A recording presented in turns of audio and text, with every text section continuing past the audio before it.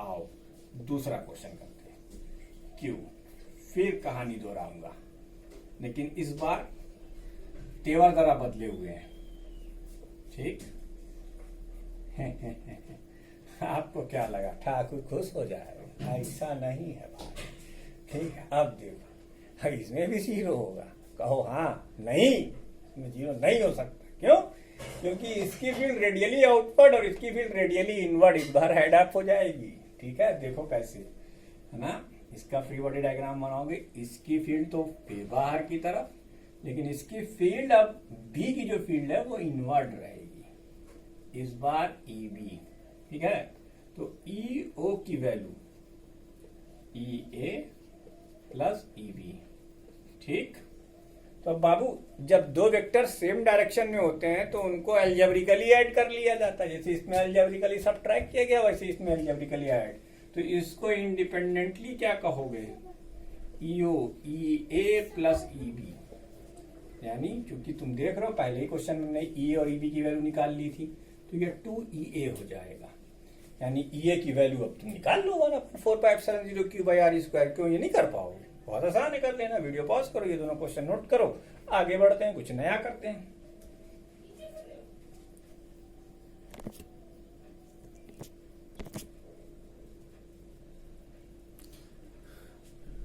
अब तुम्हारे स्क्रीन पर 5 पार्ट का एक क्वेश्चन दिख रहा है, find the net field eight point O।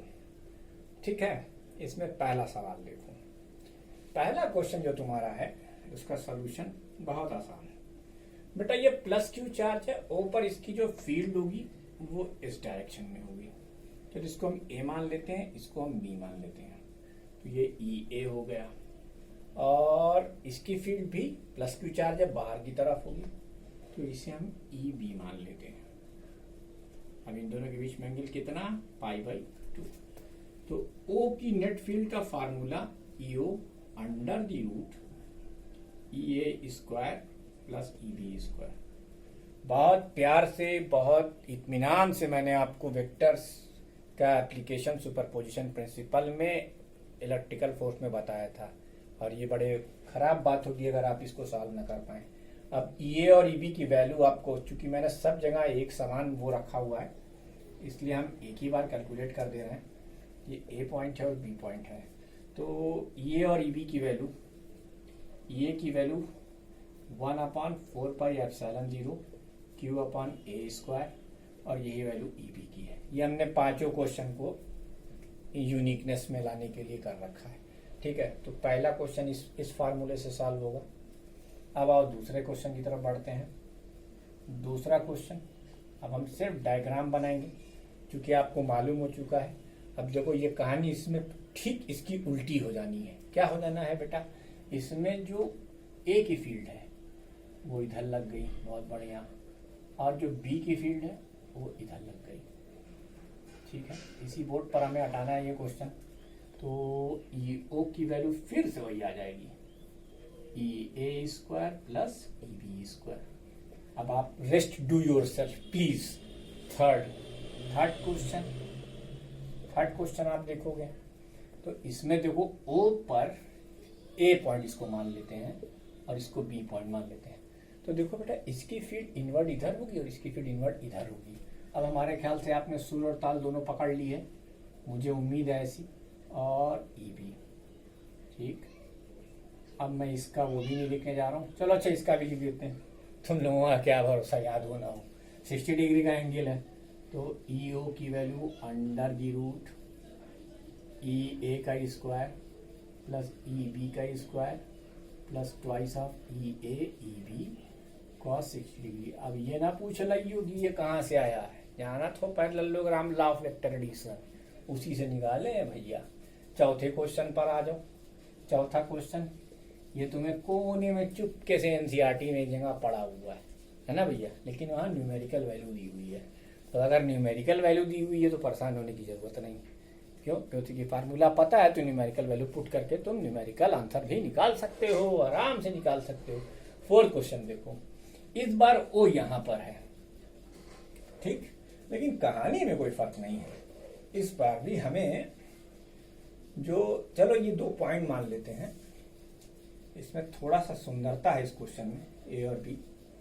अब इसकी ब्यूटी आप देखो, ओ पर जो ए की फील्ड है उसकी डायरेक्शन ये होगी। मकसद 3 चीजें यहाँ पर एक साथ आपको समझाना है। एक तो ये कि आप जान लें कि किसी पॉइंट पर किसी चार्ज की थ्रू जो फील्ड होती है वो कैसी, किस नेचर की होती है।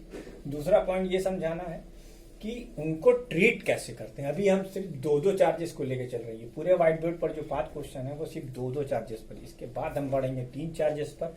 तो वहां हम आपको दूसरे भी मेथड, सिमेट्रिकल टेक्निकल टैकल करना भी सिखाएंगे। तो ये हो गया बच्चों। ईबी की डायरेक्शन इस बार बाहर आ जाएगी, ठीक, ईबी बाहर आ जाएगा। क्यों? क्योंकि ये प्लस की चार्ज है तो बाहर फेंकती हुई फील्ड रहेगी। अब डायरेक्शन क्या होगी? 120 डिग्री। अब इस फार्मूले में सिर्फ एक चीज बदल जानी है, cos 60 की जगह पर cos 120 आ जाना है। क्या आ जाना है? cos 120 आना है। 4th क्वेश्चन फिर वो देखो, ये फिर रिपीटेटिव मोड में आ गया। ओ पर इस बार जो फील्ड होगी ए के थ्रू, ये अंदर की तरफ होगी ये, और बी के थ्रू कहाँ होगी? बाहर की तरफ होगी ईबी। एंगल फिर से 120 डिग्री और कुछ नहीं, फिर वही फार्मूला, लेकिन इस बार cos 120 डिग्री। कृपया आपसे निवेदन है कि इन 5 क्वेश्चन को आप प्रैक्टिस कर लीजिएगा, ये जरूरी है, ठीक है। अब ऐसे ही तुम्हें यही क्वेश्चन अभी तुम्हें एक जगह और मिलेगा, लेकिन एक दूसरे फॉर्मेट में मिलेगा, ठीक है। तो वीडियो को पॉज करके इसे नोट कीजिए।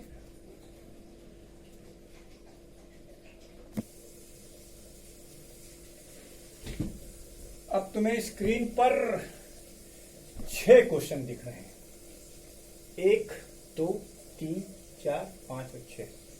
पहली बात तो तुम्हें राज की ये बता दूं कि ये 6 के 6 क्वेश्चन सिमेट्रिकल हैं, ठीक है। अब इनमें 5 का आंसर 0 है, इसका आंसर 0 नहीं है, लेकिन देखो सिमेट्रिकल है। ये दोनों इक्विलैटरल ट्रायंगल के क्वेश्चन हैं। तो आइए जरा इस चीज को समझ लेते हैं। पहला क्वेश्चन देखिए, ठीक है बेटा, ये मीडियन का ट्राइसेक्शन है, सेंटरॉइड पॉइंट कहते हैं इन दोनों को, ठीक है। तो इस पर ओ से ए, ओ से सी और ओ से बी की दूरी बराबर होगी। चार्जेस के मैग्नीट्यूड सेम है। अब अगर तुम इस लाइन को, चलो इसको पूरा एक्सप्लेन कर देते हैं, बाकी हम उम्मीद करते हैं कि आपको जरूर से समझ आ रहा होगा, क्योंकि हमने इसको पहले भी बताया है, क्यू, क्यू और क्यू। अब ये अगर सेंटरॉइड है तो ये इक्वी डिस्टेंस पर होगा ना भैया, ये तीनों इक्वी डिस्टेंस पर होंगे, ए, बी और सी। तो ए की फील्ड इसी लाइन के अलांग बाहर की तरफ ई ए, बी की फील्ड इसी लाइन के अलांग बाहर की तरफ ई बी, और सी की फील्ड इस लाइन के अलांग बाहर की तरफ। ये 3 फील्ड, ठीक है। 120 डिग्री, 120 डिग्री, 120 डिग्री, है ना। तो एक रहे डॉक्टर धामी और दूसरे रहे भैया लामी, है ना।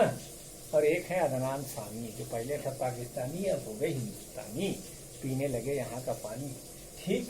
तो भैया लामी का वो थ्योरम याद है ना, तीनों जब इक्वी डिस्टेंस पर है तो magnitude of E A is equal to magnitude of E B is equal to magnitude of E C. यार देखो फोर्स में बता चुका हूँ, ईमानदारी वाली बात करना, इसका दोनों मेथड कैसे वो बता चुका हूँ, ठीक है। तो ई ए, ई बी और ई सी बराबर है, एंगल का वो बराबर है, तो बाई लैमीज थ्योरम, बाई लैमीज थ्योरम, अगर लैमीज थ्योरम से आप देखेंगे तो ई ए और इसके अपोजिट का एंगल साइन 120 डिग्री, इसी तरीके से ई बी इसके अपोजिट का angle sine 20 degree, sine 120 degree, E C और इसके अपोजिट का एंगल साइन 120 डिग्री, है ना। तो बुजुर्गों और दोस्तों, भक्तजनों, मेरी बात ध्यान से सुनो। अब इसका क्या मन नतीजा निकला है, तो इलेक्ट्रिक वेक्टर ना, ये इलेक्ट्रिक फील्ड जो है वो वेक्टर है, तो इसका नतीजा क्या निकलेगा? Net field at O is 0, net field at O is 0, ठीक। ई वाला 0 ये लिख देते हैं, सारे, ठीक। अब ई वाला क्वेश्चन लो, तो ई वाले क्वेश्चन में क्या हुई है, बस तेवर बदल जाएगा, जेवर नहीं बदल जाएगा, सिर्फ तेवर बदल जाएगा। क्या, ई ए की डायरेक्शन अब टुवर्ड्स ए होगी, ईबी की डायरेक्शन अब टुवर्ड्स बी होगी, और ईसी की डायरेक्शन टुवर्ड्स सी होगी। यानी सिर्फ तीर की डायरेक्शन बदल दो। देखो ये इधर लगाया था ना तुमने, अब ये तुम इधर लगा दोगे, ठीक। इसी तुमने इधर लगाया था ना, इस बार इस बार ई भी तुम इधर लगा दोगे, और ई भी तुम इधर लगा दोगे। ये तीनों अभी भी एंगल 120, अभी भी एंगल 120, और अभी भी एंगल 120। सेम प्रोसीजर अप्लाई करोगे, दूसरे का भी आंसर 0 आ। तो ये तो हुआ 2 क्वेश्चन का एक्सप्लेनेशन। वीडियो को पॉज करके इन दोनों सोल्यूशन को नोट करो, उसी के नीचे हटाएं।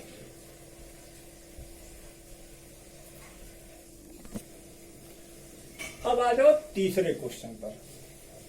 तीसरा क्वेश्चन भैया देखो, ये है स्क्वायर, और स्क्वायर का है सेंटर, तो ए बी सी और डी इन चारों से वो इक्वी डिस्टेंस पर होगा। कहने का तात्पर्य, मिनिमम ओ ए की वैल्यू ओ बी के बराबर, इसकी वैल्यू ओ सी के बराबर, इसकी वैल्यू ओ डी के बराबर। ठीक है, देखो मैं ये हवा में नहीं बता रहा हूं। कुछ लोग कहेंगे इतने न्यूमेरिकल कराने की क्या जरूरत है। अरे भाई, फिजिक्स पूरी न्यूमेरिकल, जितने ज्यादा न्यूमेरिकल उतने ज्यादा कॉन्सेप्ट की क्लियरेंस। खाली कॉन्सेप्ट या डेरिवेशन के भरोसे मत बैठो। पेपर का पैटर्न बहुत चेंज हो गया है। वो जमाना गया जब खाली डेरिवेशन याद कर करके लोग फिजिक्स में पास हो जाया करते थे। अब वो दौर नहीं है, लग गया वो दौर, तो बात पुरानी हो गई। ये नया भारत है ना, ठीक है। आज तक अरे दिखा रहा था, ये नया भारत है, बड़े बड़े लोग छोड़ू पड़े हैं हिंदुस्तान में, है ना। खैर देखिए, तो अब ये, अब ओ पर अगर ए की फील्ड देखी जाए तो वो बाहर की तरफ होगी। ये डी सी की भी फील्ड बाहर की तरफ होगी, है ना। डी की भी फील्ड बाहर की तरफ होगी, और डी की भी फील्ड बाहर की तरफ होगी। हमें बात बताओ, जब चार्जेस के मैग्नीट्यूड सेम है, डिस्टेंसेस सेम है, तो क्या ये ईवी और ईसी और ईडी की वैल्यू बराबर नहीं होगी? हम लिख रहे हैं, है ना। तो ए का मैग्नीट्यूड, ईबी का मैग्नीट्यूड, ईसी का मैग्नीट्यूड, ईडी का मैग्नीट्यूड, ये 4 हो गए बराबर। ठीक है भैया। अब ईडी कैंसिल करेगा ईबी को, और ये कैंसिल करेगा ईसी को। हाथ में क्या आएगा? घुइया 0। हाथ में क्या आएगा? 0 आएगा, है ना। चाहो तो तुम इसे वेक्टर नोटेशन में दिखा सकते हो, ई ए प्लस ई बी प्लस ई सी प्लस ई डी। ठीक, ये 0 आ गया। बहुत बढ़िया, बड़ा कमाल कर दिया हमने। अब एक और कमाल करते हैं। टोटल धमाल के बाद एक नई पिक्चर आएगी, हाथ के द्वारा किया गया कमाल, है ना। तो कमाल खान एक सिंगर हुआ करते थे, जो हिंदुस्तान की पिक्चर में गाना गाया था। बड़ा सुपरहिट गाना था 1999 में। आप में से बहुत सारे लोग पौधा भी नहीं हुए थे। ठीक, ये कमाल। अब कोई हम कमाल नहीं कर रहे हैं। ये चौथा क्वेश्चन अगर आप देखेंगे, तो चौथे क्वेश्चन में हमने कोई बहुत बड़ा काम नहीं किया। अब यही क्वेश्चन जस्ट रेसिप्रोकेट है। देखो यहाँ वर्टिसेस पे चारों पॉजिटिव चार्ज थे, यहाँ वर्टिसेस पे चारों नेगेटिव चार्ज। तो क्या होगा? सिर्फ तीर की डायरेक्शन पलट जाएगी। अर्थात कहने का तात्पर्य, ई ए इधर की तरफ और ई सी इधर की तरफ, ई डी इधर की तरफ और ई बी इधर की तरफ। बाकी सारी कहानी फिर तुमको दोहरानी है, और इसका भी आंसर 0 आएगा। इसका भी आंसर 0 आएगा। ये चौथा क्वेश्चन हो गया। वीडियो को पास करके ये दोनों सोल्यूशन नोट कर लो बच्चों। ये क्वेश्चन बताना जरूरी है, सावधान भी और सतर्क भी, क्योंकि तुम इसी रॉ में बहते हुए यहाँ तक आओ और कहोगे सर ये भी तो 0 होगा। अरे नहीं भैया, ये 0 नहीं हो सकता। क्यों नहीं हो सकता? सोल्यूशन को हम उम्मीद करता है वीडियो पास करके नोट कीजिएगा। और चौथा पांचवा क्वेश्चन देखिए। पांचवा क्वेश्चन हम दिखा रहे हैं आपको, ठीक है। पांचवा क्वेश्चन जो है, इसको जरा देखो। सॉरी, छठा क्वेश्चन। अच्छा, पांचवा और सॉरी, पांचवे का तो आंसर 0 होगा, छठे का आंसर 0 नहीं होगा। पांचवा देखो, सिमेट्रिकल क्वेश्चन है, चलो नाम भी दे देते हैं ए बी सी और डी, ठीक है। अब इसमें एक सुंदरता है कि ई ए की वैल्यू इधर और ई सी की वैल्यू इधर, कुछ इसकी तरह, लेकिन यहां पर दो प्लस के चार्ज हैं, तो इस बार तुम्हें डी की वैल्यू इधर रखनी है और बी की वैल्यू इधर रखनी है। तो यार सिमेट्री है, इसका भी आंसर चीज ये आएगा, ठीक है। तो ई ओ की वैल्यू क्या हो गई, 0 हो गई। ये सब ऑब्जेक्टिव क्वेश्चन में आएगा, कोई आदमी ये उम्मीद ना करना कि ये 5 नंबर का बड़ा सवाल तुम्हें मिल जाए, ना ना ना। बहुत कुछ अगर हुआ तो ये ऑब्जेक्टिव में आ जाएगा, 1 नंबर में आएगा। क्यों? क्योंकि सारी दुनिया को मालूम है सब बड़े आसान सवाल है, इन सवालों को बहुत ज्यादा हो रहा है। 6वां सवाल देखो, ये टेढ़े मेढ़े नहीं है, टेढ़ा है, पर चलो हम 2A यहाँ मान लेते हैं। ये एक अकेला क्वेश्चन है, इसमें हम 2A मान रहे हैं। बाकी इस क्वेश्चन की भी साइड चलो 6 2A ले लेते हैं, क्या फर्क पड़ता है, सिमेट्री है तो कोई फर्क नहीं, ठीक। आप ज्यादा उम्मीद मत करना कि तुम्हारे बड़े टेढ़े मेढ़े सवाल आएंगे, है ना, लेकिन हम बताएंगे, परेशान नहीं, बताते हैं, ठीक है। अगर ये ए होगा तो ये भी ए होगा। तो एक रहे पाइथागोरस, उनकी थ्योरम से तू ये दूरी निकाल लोगे ना, रट रट के आए हो 9th 10th में 11th में, ठीक है भाई, कि एक 90 डिग्री ट्राइंगल में आप कैसे निकाल सकते हो।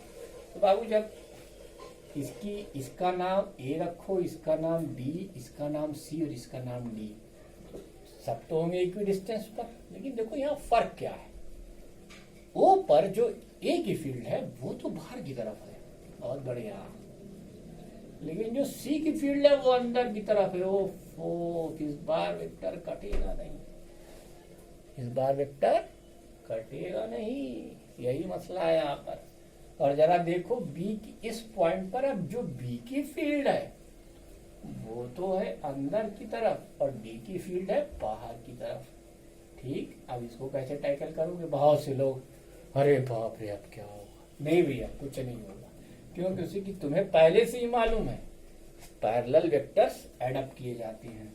तो अगर हम E1 को कहें vector E1 EA plus EC है, तो कुछ नहीं करना है, 2EA लिख देना है, ये वैल्यू E1 की आ गई। उसी तरीके से अगर हम E2 लें तो ये EB प्लस EC है, इट इम्प्लाइड दैट 2EC बराबर E2 आ गया, ठीक। अब इसका एक और डायग्राम बना लो, क्या फर्क पड़ जाता है, इसको तुम E1 दिखा दो, इसको तुम E2 दिखा दो, ठीक। अब ये एंगल कितना होगा, क्योंकि ये तो 90 डिग्री है तो ये भी 90। अब क्या करना है भाई पहले से ही पता है। अब कहो सर हमें नहीं पता, तो तुम शर्म खाओ, take a drop of water, divide into 2 equal parts, है ना, insert into your 2 nozzles and rest what you want to do you know already, E1 and E2, ठीक। अरे ये तो वेक्टोरियल नोटेशन है भाई। अब इसको अगर हम अलजेब्रिक नोटेशन में करेंगे तो फिर हमें पाइथागोरस थ्योरम फिर लगानी पड़ेगी, एक बार यहाँ लगाएंगे दूरी निकालने के लिए और एक बार फाइनल फील्ड निकालने के लिए। बात समझ में आ गई? अच्छा, अगर कोई काबिल खान मिले, ऋतिक रोशन भाई, तो आप पूछो इसकी डायरेक्शन क्या होगी, कोई मसला नहीं है दोस्त, 2 वेक्टर इक्वल है ना, तो भैया पैरेललोग्राम पूरा करो, पैरेललोग्राम पूरा करोगे तो इसका डायगोनल होगा वो तुम्हें फील्ड के डायरेक्शन बता देगा, यानी 45 डिग्री के एंगल पर यूं है, ठीक यूं जाएगी। बात समझ में आ गई? तो ये 6 क्वेश्चन सिमेट्री के। वीडियो को पॉज करके ये दोनों सॉल्यूशन भी नोट कर लीजिए, कहीं मत जाइए, हम आगे भी आपको और अच्छे अच्छे सवाल दिखा रहे हैं।